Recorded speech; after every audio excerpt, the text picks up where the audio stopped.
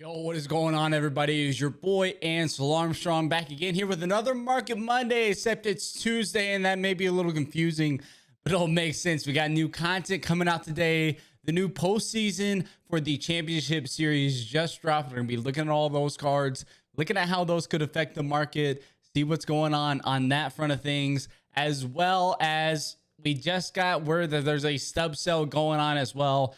30 to 50% off. So we know that that's going to have a major impact on things as well. We'll be chatting about that, looking at these postseason cards.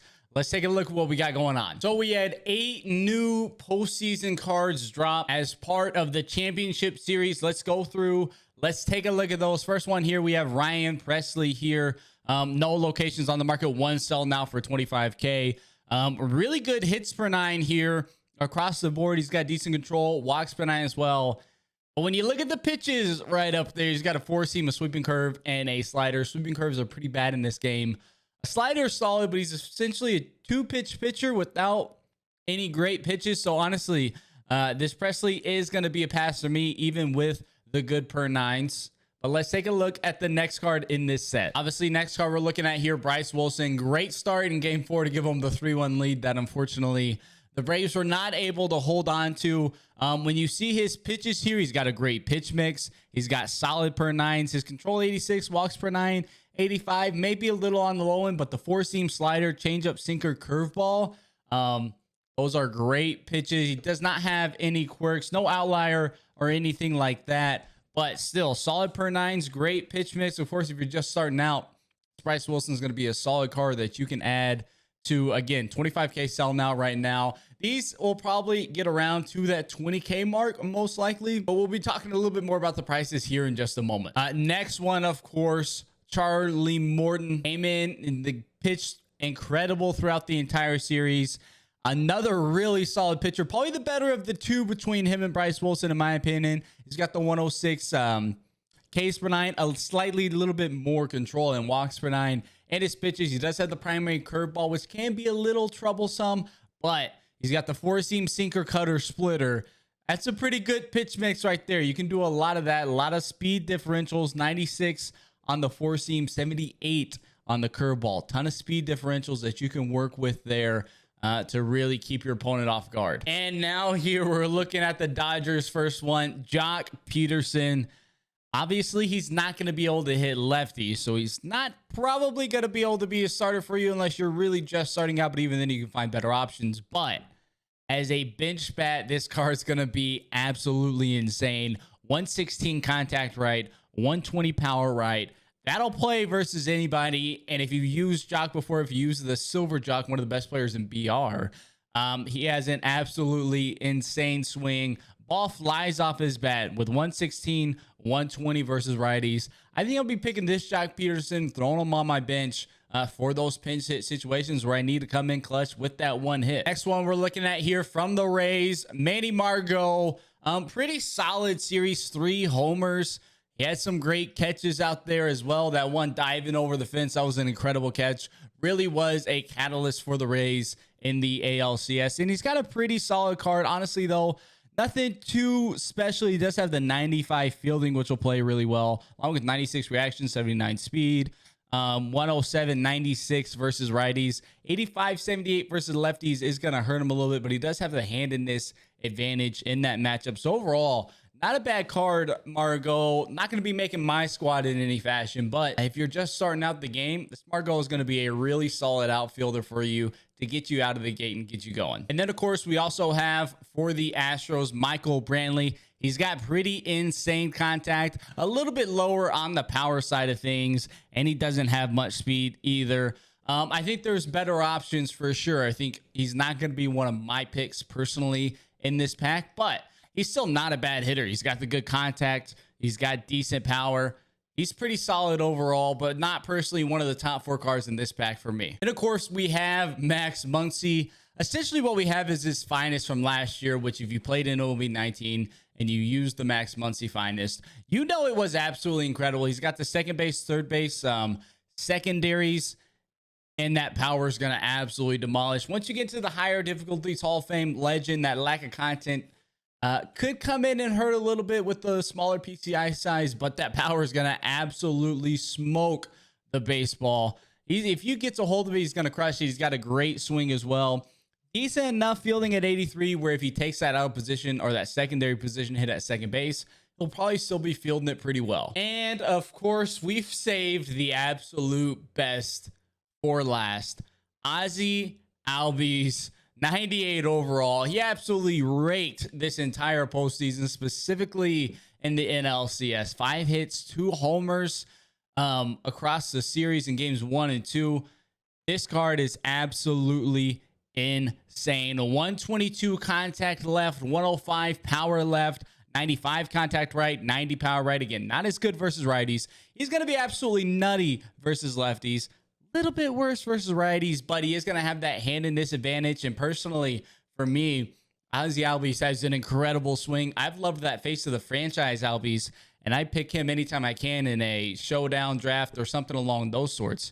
That card's been insane for me. I used him well into the season, so I'm definitely throwing Ozzy Albies onto the squad. You know he's at least making the all-switch hitter team. Switch hitter team coming out on YouTube soon, by the way, this week. That's going down. The all-switch hitter team, it gets an improvement. He's got 87 in fielding as well, so he'll be able to play second base plenty fine. You could use him at shortstop, but once he takes that secondary hit with his 69 arm strength, that's going to be tough. You're going to be getting a lot of guys beating out bases. 73 speed to go along with it as well.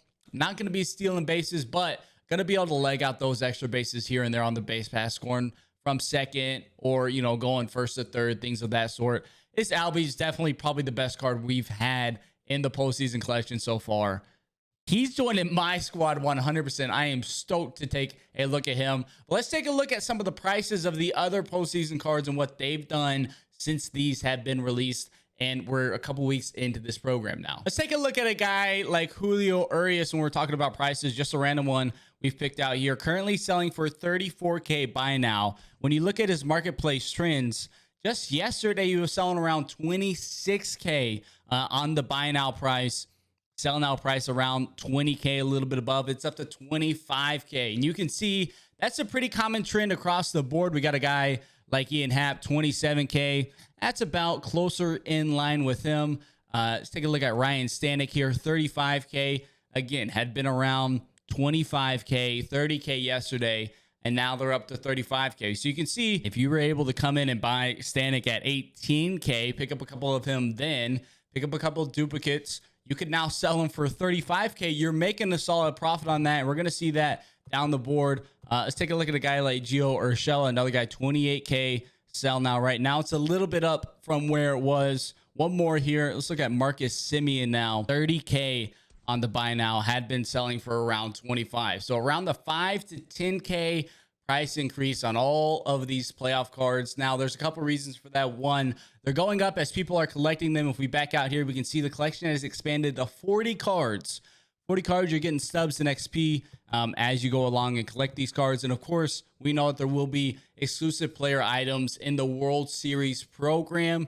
We'll talk about a little bit of that here in a second. But obviously, these cards are needed for this collection, and they're good cards that people want. So because of that, you have their price jumping up quite a bit. If we look at somebody a little bit more desirable, maybe a Valdez, $28K. That's a situation where probably a lot of people pick this Valdez out of the pack, so not having to go through and buy it.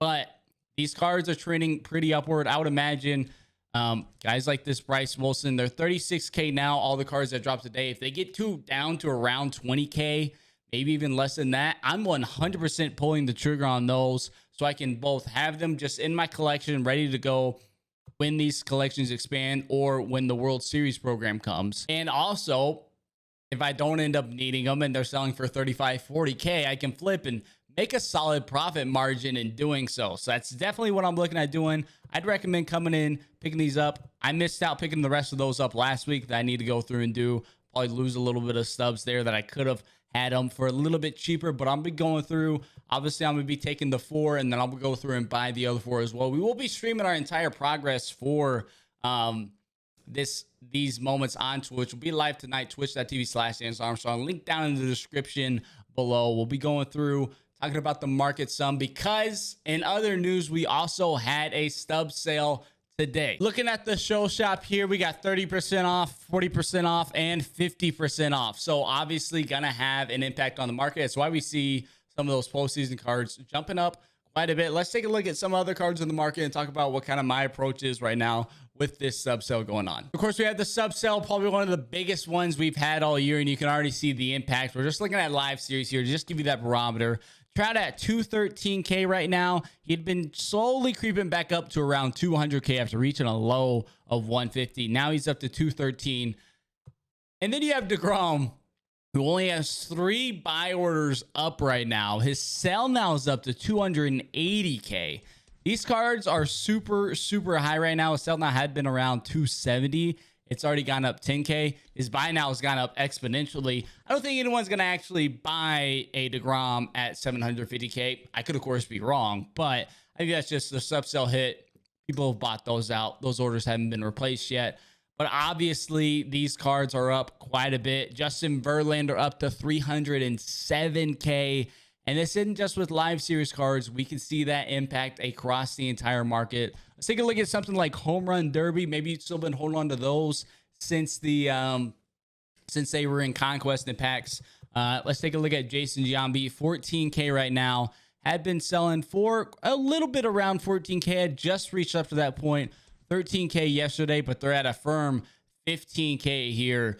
So these cards definitely probably at their peak that they've been in a long time for these. You can see for Giambi, that's his peak over the last month. So if you've been holding Home Run Derby cards, prospects, duck guys, beach ball guys, any of those cards, personally, I'd be going through and selling those right now unless you're holding them for Team Affinity. But if you're holding them with the intention of going through and selling and flipping, I would definitely go through and be doing that now with this stub sale in place. Same, of course, if you have any live series. You've been holding on to a Trout or a DeGrom to sell. DeGrom's at 750K, and he sells at that. Please go sell him, because that is the most ridiculous price I've ever seen for him. I don't think any are going to go through at that price, but definitely a seller's market right now. If you're looking to buy, if you're needing that DeGrom to complete your Trout collection, or to complete the Mana collection, definitely don't go through and buy it right now. I'd wait until probably Team Affinity 4 is when we'll next see the market at its lowest, as we're going to have a ton of packs influx into the market from that, because we know there's going to be some in there, as well as a potential pack sale as well. They've been kind of going back and forth, stub sale, pack sale, stub sale, pack sale. So I could see us get a pack sale with Team Affinity 4, but at minimum, market's dropping from all of those packs being influx into the market. Currently, where I'm at, I'm holding on to everything I have. I've gone through and I've sold all my duplicate flashbacks and legends. And then on the live series side of things, I'm just holding for Team Affinity 4. May not be the best stub play, especially with the market being high, with the stub sale going on. But I just want to make sure I'm prepared for TA4 to complete it right out the gate day one. So I'm just kind of holding on that front. We could be getting Team Affinity 4, honestly, any day now. I could see it at the end of this week. After today, if we take a quick back look here at the schedule as we wrap up here, we see roster update is coming on the 30th, and this is new as well. World Series program part 1 of World Series moments and rewards. That's coming this Friday. Obviously, they're not going to give us the World Series MVP, but maybe they give us a card from the first couple games. And what I would assume would be your Corey Seager and Arozarena ALCS and NLCS MVP cards. Probably going to come in that. You're going to need to do some collection. So, again, if you're looking to pick up those postseason guys, flip them or have them for that collection. I do that before Friday, before those are needed for a 99 Corey Seager or a 99 Arozarena that everybody wants, and those prices shoot through the roof. But then, obviously, we have that this Friday, and then nothing again till the following Friday with the roster update and the 10th inning program. Now, maybe that second part of the World Series program drops earlier that week before the 10th inning program. Maybe we get something a little bit instead. Maybe some Team Affinity. I'm hoping it's soon. If it's not before, it's going to be right after the 10th inning program. It's got to be right around the corner. That does do it for today's video, though. A little bit long, but we had a lot to go over and talk about. With the market, we got stub sell, the new postseason cards. A lot going on. A lot of ways to make stubs right now, especially with that stub sale happening in investments with postseason, guys. Of course, if you ever have any questions regarding the market, let me know down in the comment section below, and let me know what you're thinking of the postseason cards that dropped today. Personally, my favorite is Ozzy Albies, but let me know down low which of the four of the 8 of those packs are you going to be taking from those postseason players. As always, if you enjoyed this video, definitely be sure to leave a like and subscribe. Until next time, though, I'll catch y'all around.